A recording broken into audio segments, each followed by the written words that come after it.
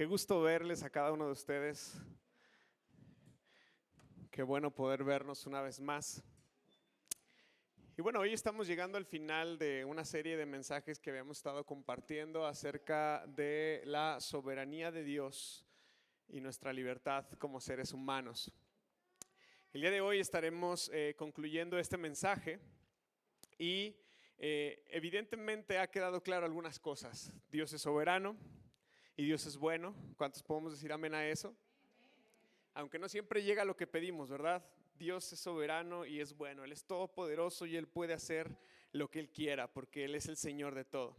También aprendimos que el hombre, cada uno de nosotros somos verdaderamente libres y con esa libertad también somos responsables de lo que hacemos, lo que decidimos, cómo caminamos, cómo procedemos. Y aunque somos libres, nunca somos autónomos. Eso es absurdo y es imposible en nuestro caso. Tendríamos que salir de este planeta y salir de cualquier lugar donde el Señor tiene jurisdicción para ser realmente autónomos. Todo eso lo hemos aprendido en los mensajes anteriores. Aprendimos también que la oración no cambia a Dios, pero sí nos cambia a nosotros. Transforma nuestra vida, alinea nuestro corazón al mover de Dios. Y también aprendimos que por medio de la oración nosotros somos colaboradores con Dios. Nosotros participamos con Él y de Él, de las cosas que Él como soberano ha decidido establecer en este tiempo sobre nuestras vidas. También aprendimos el domingo pasado que a veces el dolor no siempre tiene explicación. No siempre tiene una razón de por qué viene a nuestra vida. A veces es la culpa de la libertad de otro ser humano o a veces es culpa de nuestra libertad, pero también muchas veces el dolor no tiene una explicación, pero aprendimos que el dolor sí tiene un propósito. Aprendimos que el dolor es el megáfono de Dios, es la forma en la que Dios trata con nosotros, lidia con nosotros y nosotros tenemos que aprender a responder a ello. Aprender a ver la vida y las aflicciones y las dificultades que enfrentamos con los ojos que Dios lo ve. Iniciamos esta serie gracias al Mundial, ¿se acuerdan? ¿Sí? Gracias a ese partido de México contra Ecuador, donde todos teníamos esa preciosa ilusión de ir más adelante y se logró. Ganamos y luego jugamos otro partido más y ahí todo se derrumbó. Y planteábamos una pregunta en un caso hipotético y solamente para introducir a la forma en la que nosotros pensamos y entendemos las cosas. Si hubiese dos selecciones, dos equipos de fútbol y adentro de los dos vestidores hubiese oración genuina y sincera, buscando el favor de Dios. Y si países enteros estuviesen orando porque su selección ganara un partido, hacíamos la pregunta y decíamos, ¿a quién de los dos equipos, a cuál de los dos países le hace caso Dios? ¿Cuál gana? ¿Se acuerdan que hacíamos esa pregunta? ¿Cuál gana? ¿Cuál de esos dos equipos podría ganar este partido? ¿Será acaso que gana el que ora con más fe delante de Dios? ¿Al que se merecía ganar más porque se portaba mejor o al que tenía más personas orando de rodillas en sus casas, en sus países? Y bueno, creo que ya al llegar a este punto del mensaje estamos todos de acuerdo en que el fútbol es el tipo de cosas por las cuales Dios no se preocupa y no elige un bando, ¿verdad? Estamos de acuerdo que orar por estas cosas es demasiado trivial y superficial porque Dios tiene cosas más importantes en su cabeza. Bueno, lo que sí es cierto es que el resultado de un partido de fútbol depende de muchas cosas, pero sobre todo depende de la libertad y las decisiones humanas. No solamente de los jugadores, sino de los directivos, de los dueños, aún de los árbitros, ¿verdad, mis americanistas? Perdón, tenía que decirlo, lo siento. Depende de muchas cosas. Dice Hechos 10:34 que Dios no hace acepción de personas. Y claro, es un texto que habla acerca de salvación, no lo estoy sacando de contexto, pero es importante que entendamos que el principio esencial de este texto es que Dios no tiene favoritos, ni por pueblos, ni por naciones, ni por comunidades, ni por lenguas, por ninguna de estas cosas. Hechos 10:34 nos enseña que Dios no hace acepción de personas, Dios no tiene favoritos.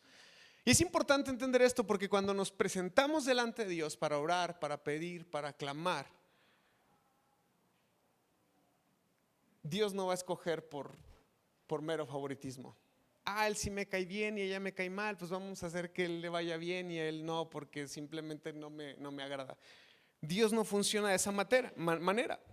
Mateo 5:45 dice que Dios hace salir el sol sobre buenos y malos y hace llover sobre justos e injustos. Y todo esto nos permite entender que sí, efectivamente Dios es soberano, Dios es todopoderoso, pero también es justo.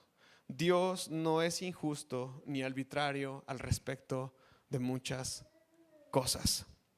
Ahora, si nosotros creyésemos que Dios decide partidos de manera arbitraria, que Dios dice este sí gana y este no, y que Dios es el creador de las quinelas y Él decide quién va a ganarse todo el dinero de las apuestas, o que los equipos ganan según quién ora más o quién ora más fuerte, entonces seguramente la selección que ganaría sería la que tuviera más cristianos orando de rodillas, ¿verdad? Pero no es el caso, no es el caso. La realidad es que la historia, el deporte, las guerras, los negocios, las situaciones de vida no funcionan de esta manera. Dios no se pone a gestionar los marcadores, ni los bandos, ni a decir quién avienta tantas bombas y quién gana tantas batallas. Dios no toma esta clase de decisiones. Ese no es el negocio de Dios. Dios sí está interesado en el corazón de cada jugador. Dios está interesado en el corazón de cada aficionado más que en el resultado de un marcador.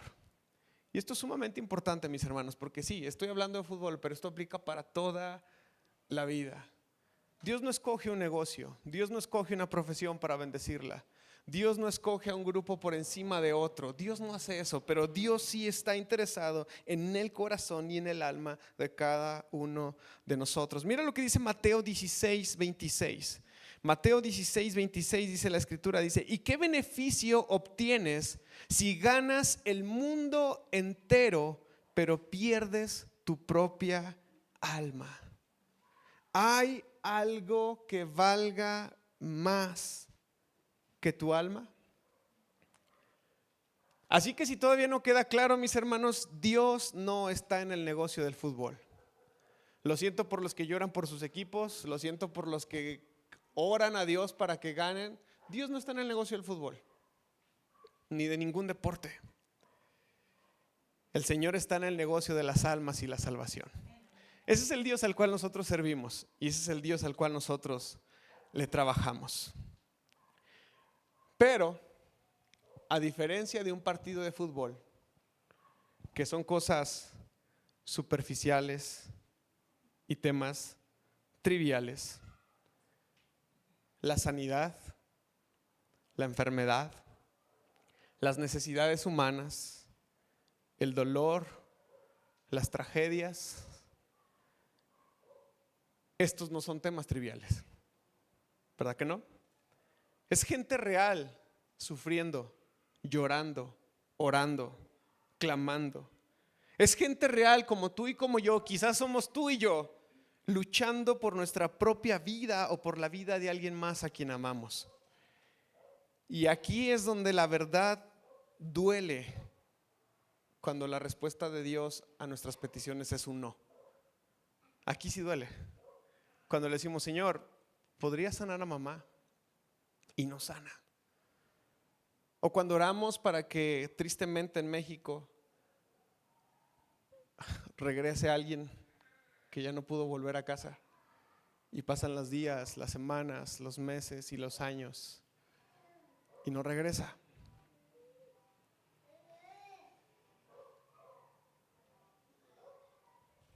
Ahí sí duele. Ahí sí nos atrevemos a cuestionar a Dios. Porque ahí sí nacen estas preguntas genuinas de decir: bueno, si Dios es todopoderoso y puede sanarnos, ¿por qué no lo hace? ¿Por qué, si Dios es todopoderoso y conoce todas las cosas, por qué no nos ayuda a encontrar a los que están perdidos? Y la respuesta es que sí. Dios es todopoderoso y Dios puede hacerlo. Dios es un sanador. Pero mira lo que dice Éxodo capítulo 15, versículo 26.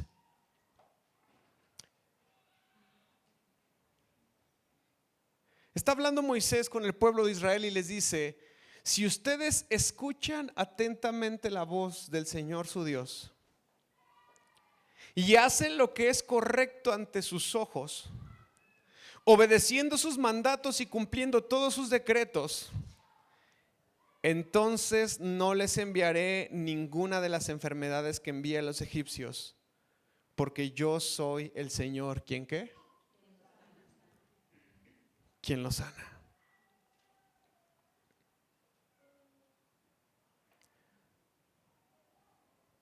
Dios es el que sana.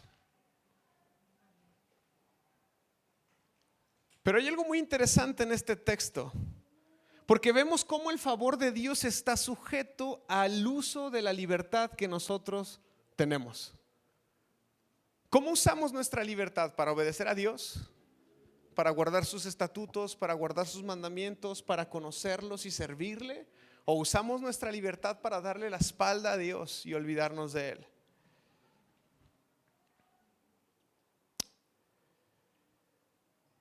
Es un tema muy interesante, mis hermanos. Pero definitivamente la respuesta es sí. Dios es todopoderoso y Él puede sanarnos. Pero ¿por qué a veces no sucede? La oración, cuando oramos por sanidad o cuando oramos por cualquier otro tema, no siempre es magia que garantiza resultados. Pero sí aprendimos que orar es participar realmente con Dios.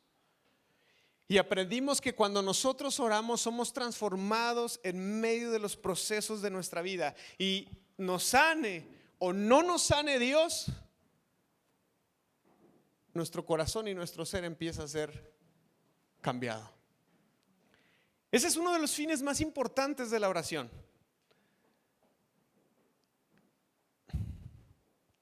No podemos darnos el lujo de dejar de orar, aun cuando las situaciones de nuestra vida no son lo más favorables y no son agradables.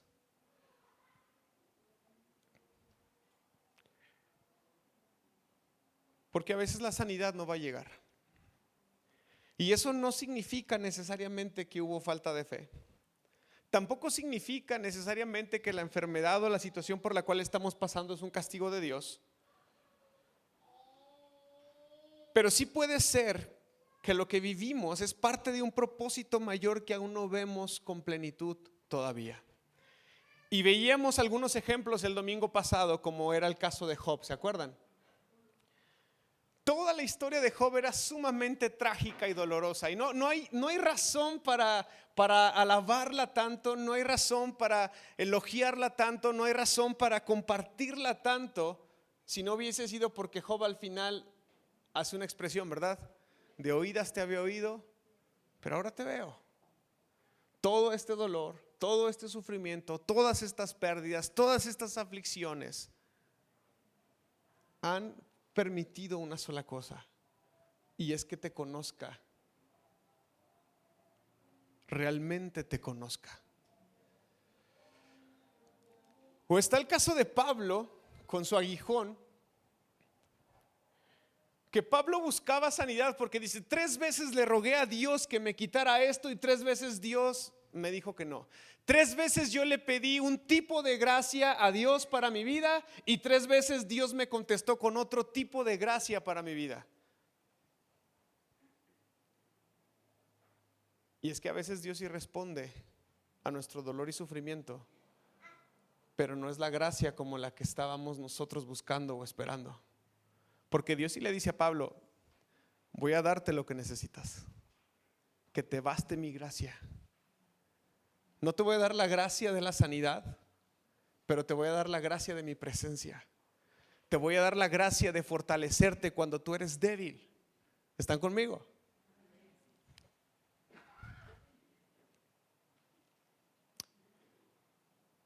También está este ciego de nacimiento de Juan capítulo 9, donde le preguntan al Señor: ¿quién pecó? Y el Señor dice: no importa, nadie lo ha hecho. Él está así por una razón, y quizás tardó años en ver esta razón, este propósito, este motivo. Sin embargo, llega un momento en el que todos esos años de dolor, de sufrimiento, de aflicción, de ceguera, de marginación, de pobreza, dan gloria a Dios y apuntan solamente a Él. Desde los primeros mensajes de esta serie, la bondad y el poder de Dios quedaron definidos. No podemos medir la bondad de Dios, ni podemos medir el poder de Dios si Él nos sana o si no nos sana, aunque lamentablemente muchas veces lo hacemos. Y aunque estoy sumamente consciente que enseñar este tipo de mensajes a veces no sirve de nada cuando duele, sí es importante entenderlos, porque entonces no vamos a ser como niños fluctuantes que andamos de un lado para un lado y para otro, ¿verdad? ¿Cuántos hemos conocido gente que sufre algo y reniega de Dios y se aparta? Y luego, ahora sí necesita un favorcito, lleva otra vez y se acerca a Dios y ya está ahí. Y luego le pide algo conforme a su conveniencia y entonces Dios no responde a su necesidad y otra vez reniega de Dios. Y no, yo ya no voy a la iglesia, es que Dios, es que esos cristianos, que sabe que. ¿Cuántos hemos conocido esa clase de gente? ¿Cuántos hemos sido esa gente? Porque no me saludan, porque no me hablan, porque le pedí a Dios un trabajo y no me lo dio, porque... Es importante entender todo esto porque la bondad de Dios y el poder de Dios no se definen, no se miden por la respuesta que recibimos de parte de Dios a nuestra vida. Dios tiene un propósito específico en cada historia, en cada situación. Y para bien o para mal, muchas veces este propósito no siempre es revelado por completo a nuestra vida. ¿Se acuerdan de Deuteronomio 29:29? Las cosas secretas son de Dios, le pertenecen a Él, pero las que son reveladas, las que son abiertas a ustedes, son para ustedes y para sus hijos. Dice: el Señor nuestro Dios tiene secretos que nadie conoce, no se nos pedirá cuenta de ellos. Sin embargo, nosotros y nuestros hijos somos ¿qué? Responsables por siempre de todo lo que se nos ha revelado, a fin de que obedezcamos todas las condiciones de estas instrucciones. Mi hermano, a veces perdemos tanto tiempo intentando encontrar el porqué a algo que no tiene respuesta. Al menos no ahora, al menos no aquí en este plano terrenal. Nuestra mayor preocupación debe ser enfocarnos en las cosas que sí conocemos de Dios y a las cuales sí debemos responder fielmente.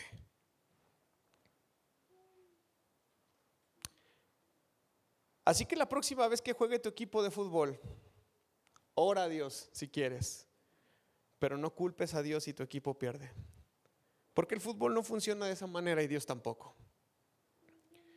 Pero si hoy estamos orando por algo mucho más serio que un partido de fútbol, si hoy estamos orando para que alguien vuelva a casa, o estamos orando por salud, o estamos orando por una situación que parece imposible, déjame decirte que Dios es demasiado bueno. La bondad de Dios nos alcanza a cada uno de nosotros y puede intervenir en nuestras vidas, aun si la respuesta no llega como nosotros la pedimos. Eso no significa que nosotros fallamos, pero tampoco significa que Dios nos da la espalda. Significa que muchas veces estamos recibiendo una gracia distinta a la que pedimos. ¿Cuántos podemos decir amén a eso? Amén. ¿Cuántos podemos hoy voltear hacia atrás y decir: efectivamente Dios me dio una gracia distinta a la que yo pedí?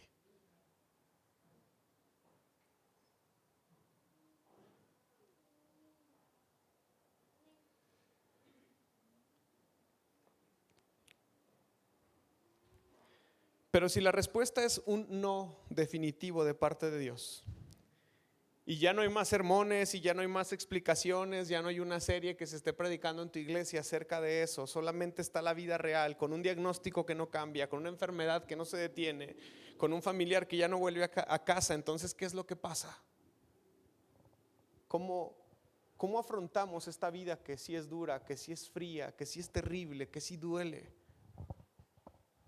¿Cómo regresamos a casa cada día sabiendo que ahí encontramos una oración no contestada todavía? Bueno, déjame hablarte de la historia de 3 hombres que en el Antiguo Testamento nos enseñaron a responder a esta pregunta y generaron una de las frases más valientes y más hermosas de toda la Escritura. En Daniel capítulo 3, versículos 16 al 18, pero específicamente en el capítulo 3 encontramos que hay un hombre tan ególatra, tan amante de sí mismo y tan poderoso, que manda a construir una estatua cerca de sí mismo. Una estatua enorme de Nabucodonosor. Y él ordena que cuando la música suene, todos se inclinen, todos se agachen, todos se postren, todos rindan adoración a su imagen. Y la música suena, la gente se inclina. ¿Y qué te cuesta agacharte a abrocharte las sandalias? ¿Verdad? Uy, ya después de los 30 sí duele. ¿Qué te cuesta hacer como que estás buscando piedras en el piso? Sin embargo, la música sonó y 3 hombres se mantuvieron de pie. Dice Daniel capítulo 3, versículos 16 al 18, dice: Sadrac, Mesac y Abednego contestaron: Oh Nabucodonosor, no necesitamos defendernos delante de usted. Si nos arrojan al horno ardiente, el Dios a quien servimos ¿es qué? Es capaz de salvarnos. Él nos rescatará de tu poder, de su poder, su majestad. Pero, aunque no lo hiciera, dice la Reina Valera 60, y si no lo hace, aunque no lo hiciera, deseamos dejar en claro ante usted que jamás serviremos a sus dioses ni rendiremos culto a la estatua de oro que usted ha levantado. Porque Nabucodonosor era medianamente buena onda y los amaba, los apreciaba. Los apreciaba tanto que sabía que no quería él mismo mandarlos a ese horno de fuego. Se acerca y dice: hey muchachos, ¿qué pasó? No se inclinaron, pero miren, ahorita hacemos que suene la música otra vez. Se van a inclinar, ¿verdad que sí? Ahorita que todo vuelva a sonar, ustedes se van a inclinar, ¿verdad que sí? No. Por eso tienen este diálogo tan diplomático y tan respetuoso.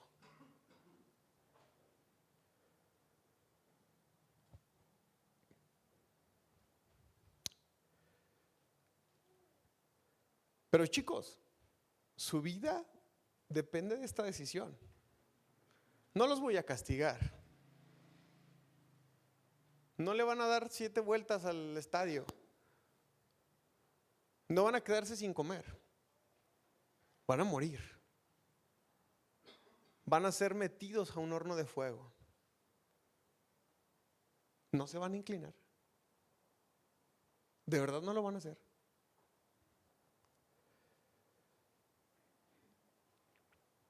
No necesitamos defendernos delante de usted, contestaron. Si nos arrojan al horno ardiente, el Dios a quien servimos es capaz. Él puede librarnos. Él puede salvarnos.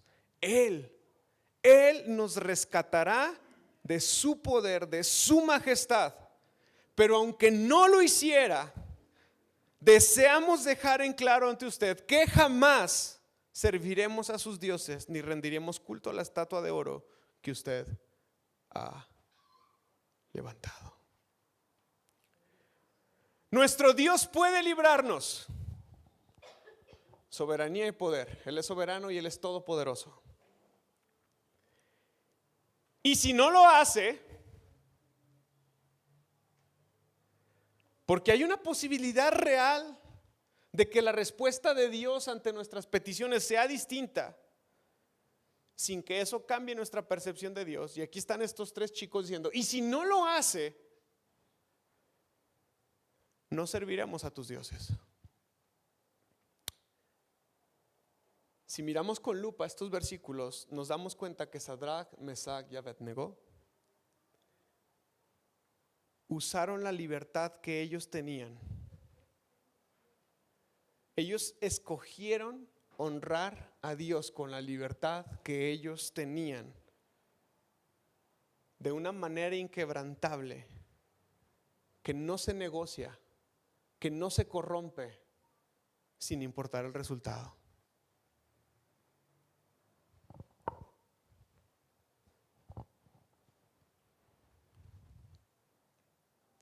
Qué difícil es eso.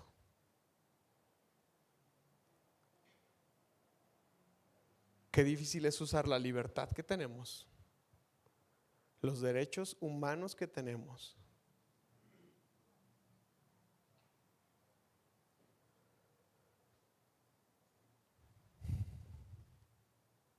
para honrar a Dios, sin importar el resultado.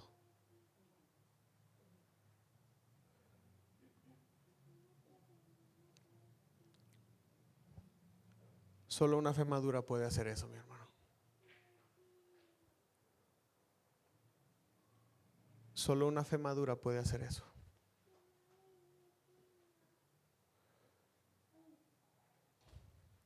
Hace unos días me avergonzó una maestra por una petición que le hice,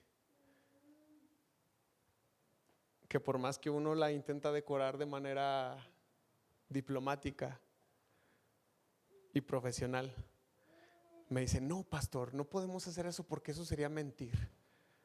Eso me dijo ella.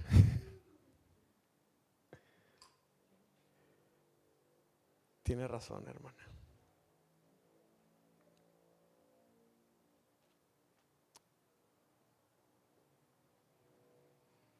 Necesitamos mucha sabiduría para saber utilizar la libertad que Dios nos da.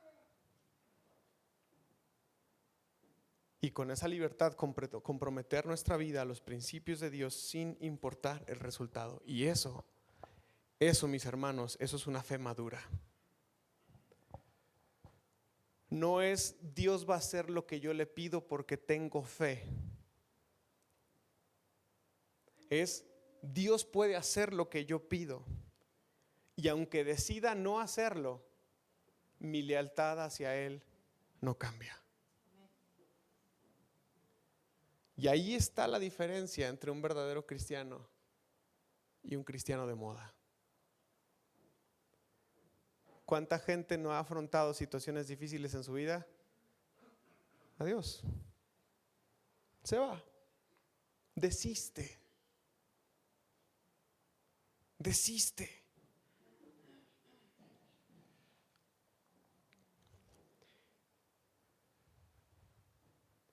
Si continuamos con la historia, hoy la conocemos de este lado, ya conocemos el final.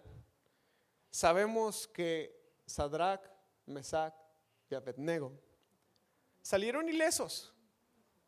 Ni un cabello se les quemó. Pero te voy a decir algo, eso no fue casualidad.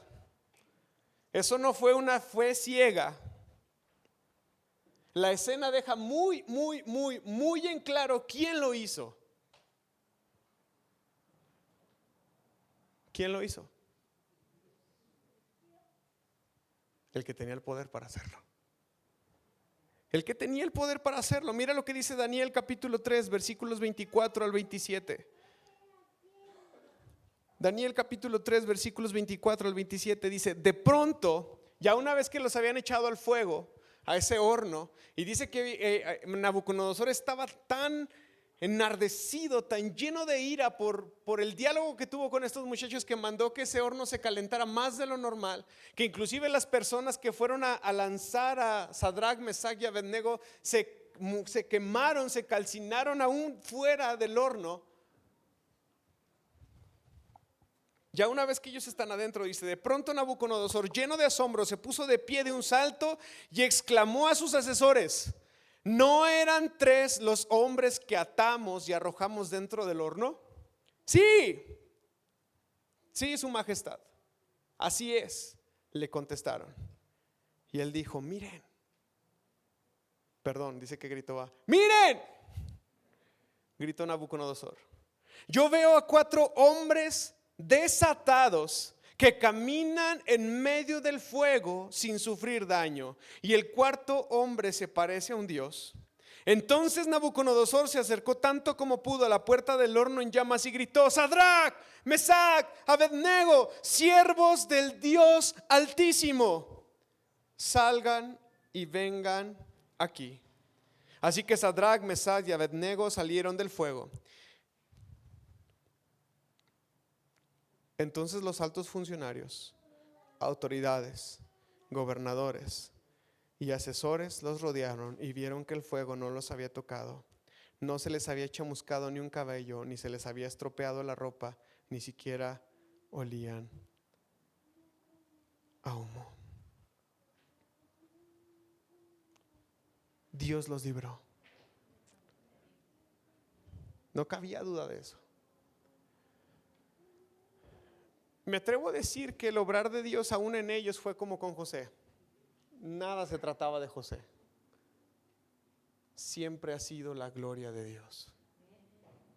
Porque ¿cuál fue el resultado de haber salido ilesos de ese horno de fuego? Que los gobernadores, los líderes y las autoridades los rodearon, se quedaron asombrados y terminaron dando gloria a Dios. ¿Se acuerdan cuando predicamos acerca de los dones? Que dijimos que los dones son para la edificación de la iglesia y nunca son para la gloria del hombre.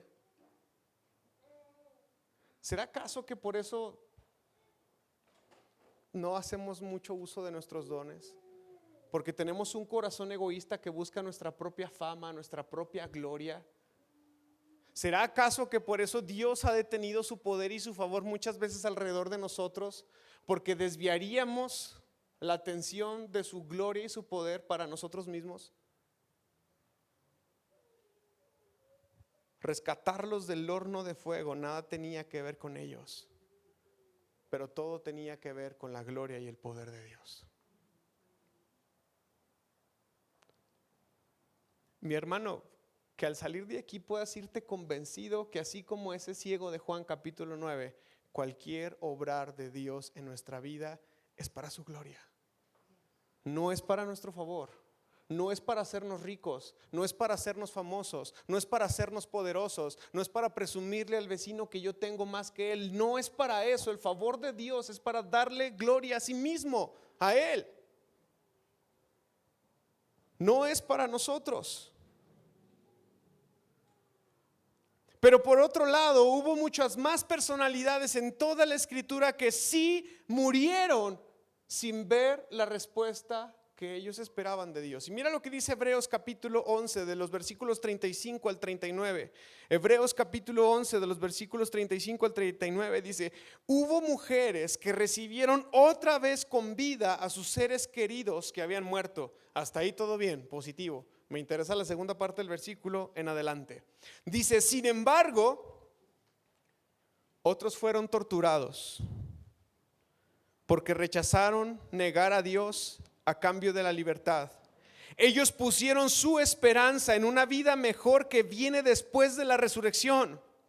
Algunos fueron ridiculizados, sus espaldas fueron laceradas con látigos, otros fueron encadenados en prisiones, algunos murieron apedreados, a otros los cortaron por la mitad con una sierra y a otros los mataron a espada. Algunos anduvieron vestidos con pieles de ovejas y cabras, desposeídos y oprimidos y maltratados.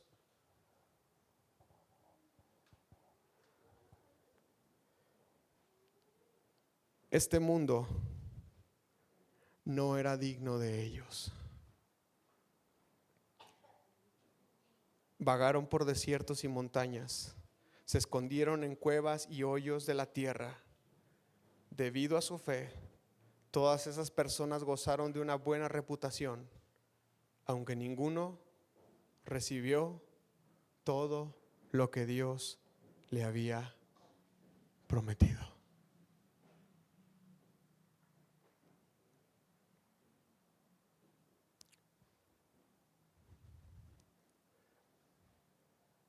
Nos han vendido un terrible concepto del éxito.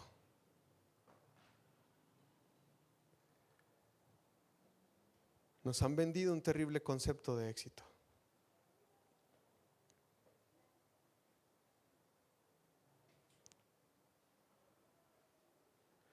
¿Qué es el éxito para ti, mi hermano? ¿Qué es el éxito para ti?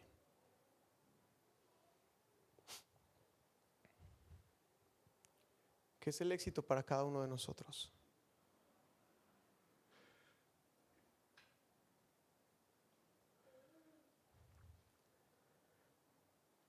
Necesitamos una fe madura como la de Daniel, como la de Sadrach, como la de Mesac, como la de Abednego.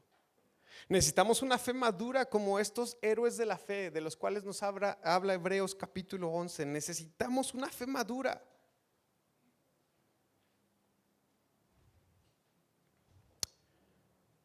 Quiero plantear una idea ilustrativa de Timothy Keller. Él usa una analogía acerca de un horno. ¿Cuántos han usado un horno para algo? Para cocinar, para moldear el metal. ¿Alguien conoce las fraguas? ¿Saben qué es una fragua? Sí. Los demás les hace falta mucho barrio, mis hermanos. Mucho barrio.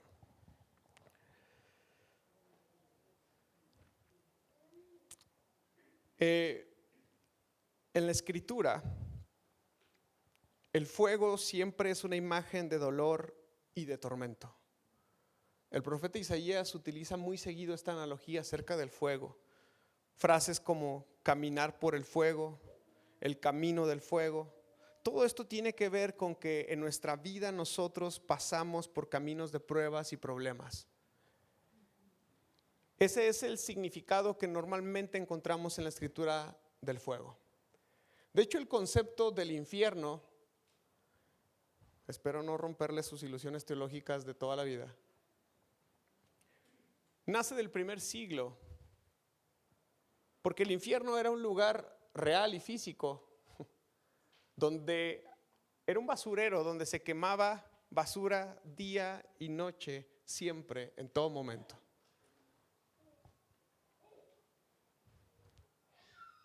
Donde el fuego está presente y genera un tormento, un mal olor.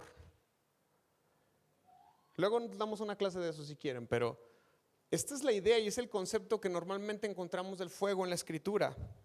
También encontramos un lado bueno, un buen propósito del fuego en la escritura, pero ahorita me voy a meter en eso. Pero también en la palabra nosotros encontramos un concepto acerca del horno. Acabamos de leer una historia que nos habla acerca de un horno ardiente, ¿verdad? Mira lo que dice Primera de Pedro, capítulo 1, versículos del 6 al 7. Primera de Pedro, capítulo 1, versículos del 6 al 7 dice: así que alégrense de verdad.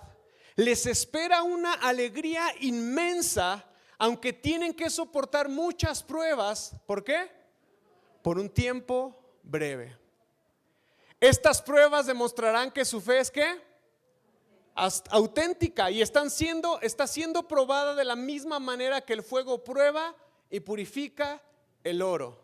Aunque la fe de ustedes es mucho más precisa que el mismo oro, entonces su fe, al permanecer firme en tantas pruebas, les traerá mucha alabanza, gloria y honra en el día que Jesucristo sea revelado a todo el mundo. Aquí Pedro utiliza una analogía del fuego y el horno, ¿verdad? Porque ¿alguna vez han visto oro así en bruto extraído de una mina tal cual? no es 100% puro. Hay que procesarlo, hay que trabajarlo, hay que purificarlo. Y la mejor manera de hacerlo es pasarlo por fuego. El fuego, el calor, lo purifica, hace que sus imperfecciones y lo que no forma parte de ese metal se separen. Y entonces, entre más fuego y más calor pasa, más purificado es el oro. Esto es muy interesante, mis hermanos, porque producir calor y producir fuego en una gran magnitud es muy peligroso, pero a la vez es muy poderoso. En las fraguas, lo podrán ver como en las películas antiguas de medievales. Han visto películas donde hay campamentos de los ejércitos medievales y es un lugar donde están haciendo espadas, que sacan así el fuego, las espadas, perdón, el metal a fuego ardiente, así rojas al rojo vivo, y las empiezan a golpear con martillos para afilarlas, para formarlas. El fuego hace eso. El fuego permite que ese metal que es tan duro sea lo suficientemente blando para poder darle forma, para poder darle estructura, para poder darle vida.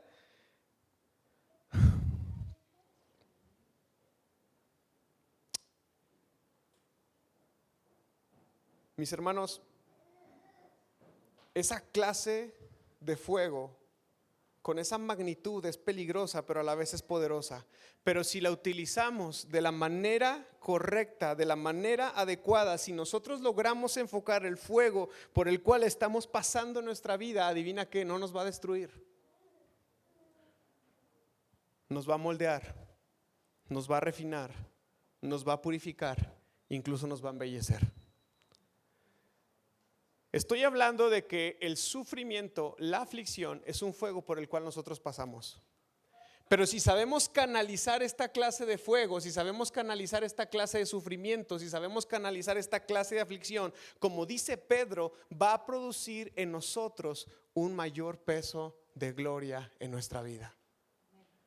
Como decía Pablo también en Romanos 5, que soportando con paciencia las pruebas, las dificultades, el sufrimiento de la vida va a producir en nosotros carácter y esperanza. Va a permitir plantarnos delante de Dios en el final de los tiempos. ¿Por qué, mi hermano? Porque el sufrimiento, si se enfrenta y se soporta con fe, con la actitud correcta, solamente puede mejorarnos, solamente puede hacernos más fuertes, solamente puede llenarnos de más grandeza y más gozo. El sufrimiento puede usar el mal en contra de sí mismo y frustrar los propósitos destructivos del maligno y producir luz y vida en nosotros. ¿Lo entiende? ¿Tiene propósito el dolor y el sufrimiento? Sí, pero tenemos que aprender a canalizarlo. Tenemos que aprender a aprovecharlo. A veces es necesario avivarlo más para que pueda realmente moldear, doblar, romper lo que estamos viviendo. O está también la analogía de un alfarero. Una vez que él termina su obra, ¿qué hace con ella?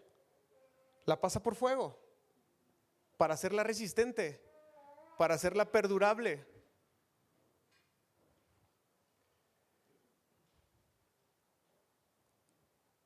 Necesitamos esta clase de fe, mis hermanos. Una fe madura que confía aun cuando los milagros no llegan. Esa es la clase de fe que necesitamos para el camino. Esa es la clase de fe que necesitamos para el camino. Mis hermanos, ¿y si sí?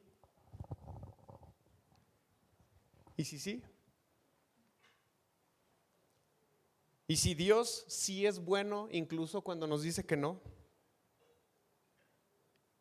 ¿Y si sí somos libres y lo que hacemos con nuestra libertad, incluso con el sufrimiento, lo que hacemos con nuestro sufrimiento, sí importa? ¿Y si tus oraciones sí te están transformando, aunque el resultado tarde o aunque el resultado no sea lo que esperabas? ¿Y si tu dolor sí tiene propósito, aunque hoy no lo ves completo? El título de esta serie, aunque sé que era mercadotecnia, jamás fue un optimismo barato. Es una firme invitación a confiar en el carácter de Dios, aún antes de conocer el resultado. ¿Dios es todopoderoso? ¿Dios es soberano? ¿Dios es bueno? Entonces confía en Él.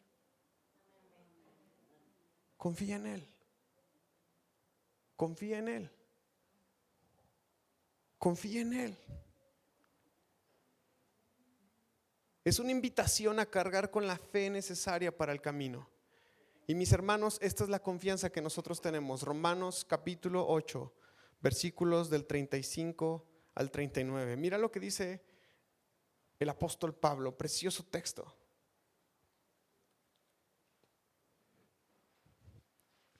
¿Acaso hay algo que pueda separarnos del amor de Cristo? ¿Hay algo que pueda separarnos de la bondad de Dios? ¿Será que Él ya no nos ama si tenemos problemas o aflicciones, si somos perseguidos o pasamos hambre o estamos en la miseria o en peligro o bajo amenaza de muerte? Como dicen las escrituras, por tu causa nos matan cada día, nos tratan como ovejas en el matadero. Claro que no, dice el apóstol Pablo, a pesar de todas estas cosas, nuestra victoria es ¿qué? No por nosotros, mi hermano, no por nuestra posición ni por nuestro marcador. Dice, nuestra victoria es absoluta. ¿Por medio de quién?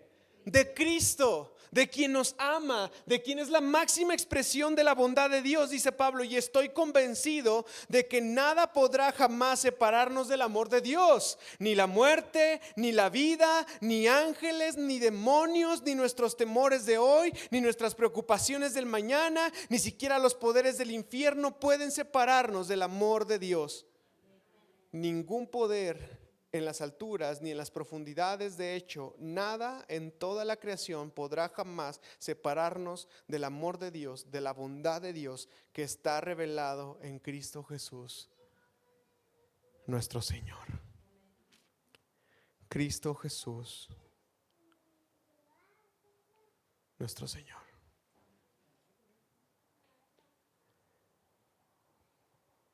Esta clase de fe, mi hermano, nunca se ha sostenido por ganar. No depende de si ganamos o no ganamos, si obtenemos lo que queremos o no obtenemos lo que queremos. Es una clase de fe que sostiene cuando el dolor no se puede explicar, cuando la oración no se responde, cuando la sanidad no llega.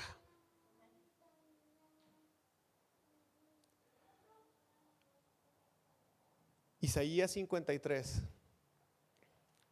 nos muestra un Jesús cercano, extremadamente cercano.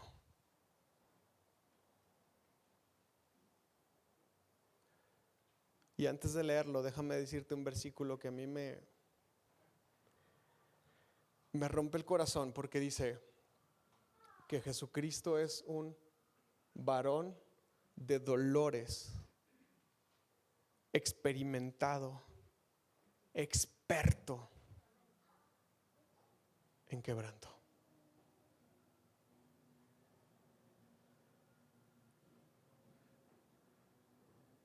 Dios también lloró, Dios también sufrió.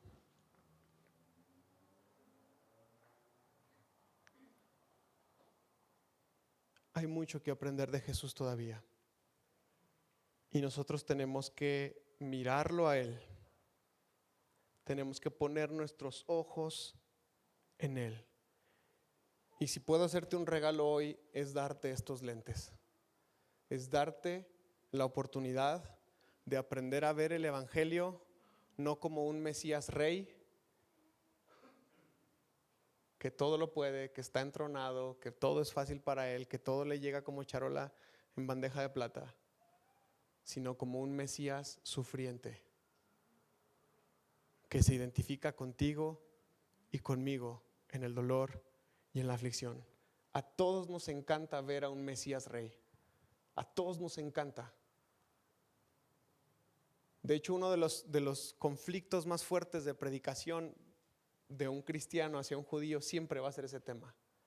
Ellos no han sido capaces de reconocer a Jesucristo como el Mesías porque ellos no esperaban un Mesías sufriente en la primera venida. Ellos esperaban y siguen esperando un Mesías rey y salvador, poderoso, empoderado, con ejército, con autoridad, con violencia.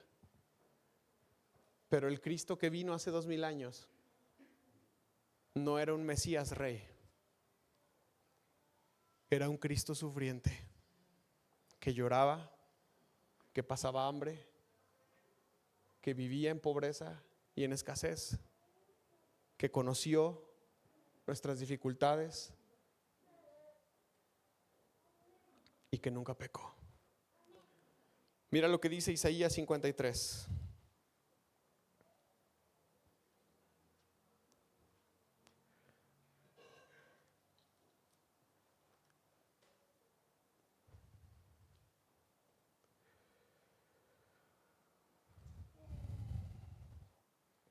¿Quién ha creído nuestro mensaje? ¿A quién ha revelado el Señor su brazo poderoso? Mi siervo creció en la presencia del Señor como un tierno brote verde, como una raíz en una tierra seca.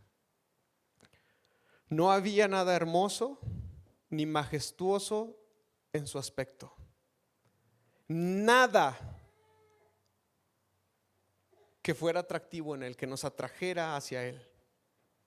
Fue despreciado y rechazado, hombre de dolores, conocedor del dolor más profundo. Nosotros le dimos la espalda y desviamos la mirada. Fue despreciado y no nos importó. Sin embargo, fueron nuestras debilidades las que él cargó. Fueron nuestros dolores los que lo agobiaron. Y pensamos que sus dificultades eran un castigo de Dios, un castigo por sus propios pecados. Pero él fue traspasado por nuestras rebeliones y aplastado por nuestros pecados. Fue golpeado para que nosotros estuviéramos en paz. Fue azotado para que pudiéramos ser sanados. Todos nosotros nos hemos extraviado como ovejas.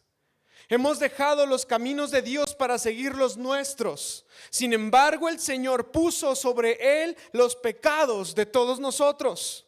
Fue oprimido y tratado con crueldad. Sin embargo, no dijo ni una sola palabra. Como cordero fue llevado al matadero y como oveja en silencio ante sus trasquiladores. No abrió su boca. Al ser condenado injustamente, se lo llevaron. A nadie le importó que muriera sin descendientes, ni que le quitaran la vida a mitad de camino. Pero lo hirieron de muerte por la rebelión de mi pueblo. Él no había hecho nada malo y jamás había engañado a nadie, pero fue enterrado como un criminal. Fue puesto en la tumba de un hombre rico. Formaba parte, escuche bien, formaba parte del decreto, del designio, del plan de Dios, del buen plan del Señor, aplastarlo y causarle dolor. Porque los decretos de Dios jamás se mueven, no cambian. Sin embargo, cuando su vida sea entregada en ofrenda por el pecado, tendrá muchos descendientes. Disfrutará de una larga vida y en sus manos el buen plan, el buen decreto, el buen designio del Señor prosperará. Cuando vea todo lo que se logró mediante su angustia, quedará satisfecho. Y a causa de lo que sufrió, mi siervo justo ahora hará posible que muchos sean contados entre los justos, porque él cargará con todos los pecados de ellos. Yo le rendiré los honores de un soldado victorioso, porque se expuso a la muerte. Fue contado entre los rebeldes, cargó con los pecados de muchos e intercedió por los transgresores.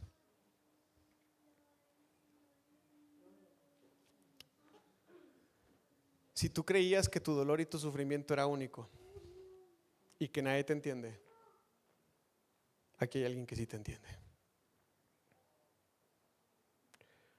Seguramente muchos de nosotros hoy nos encontramos dentro del horno de nuestra vida y de nuestras decisiones.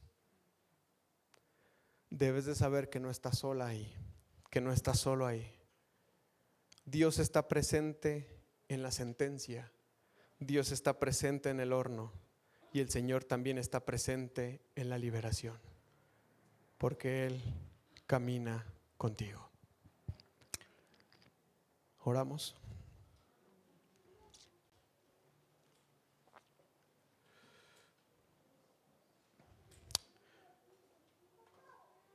Buen Dios,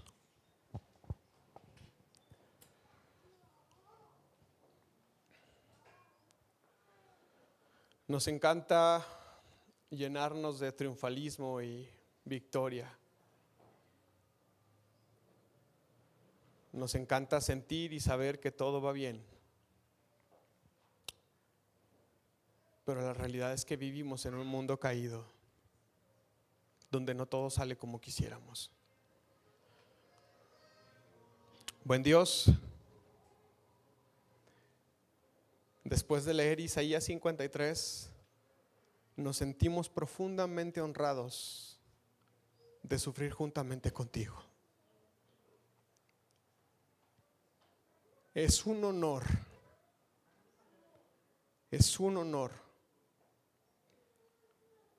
participar contigo de estos sufrimientos. Gracias por los procesos de nuestra vida que hoy tienen explicación. Pero también te damos gracias por los procesos de nuestra vida que siguen doliendo y no tienen explicación.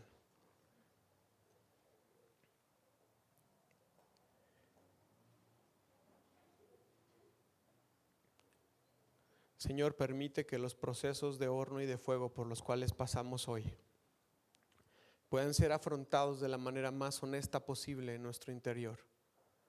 De tal forma, oh Dios, que podamos ser transformados para la gloria de tu nombre. Oramos, Dios,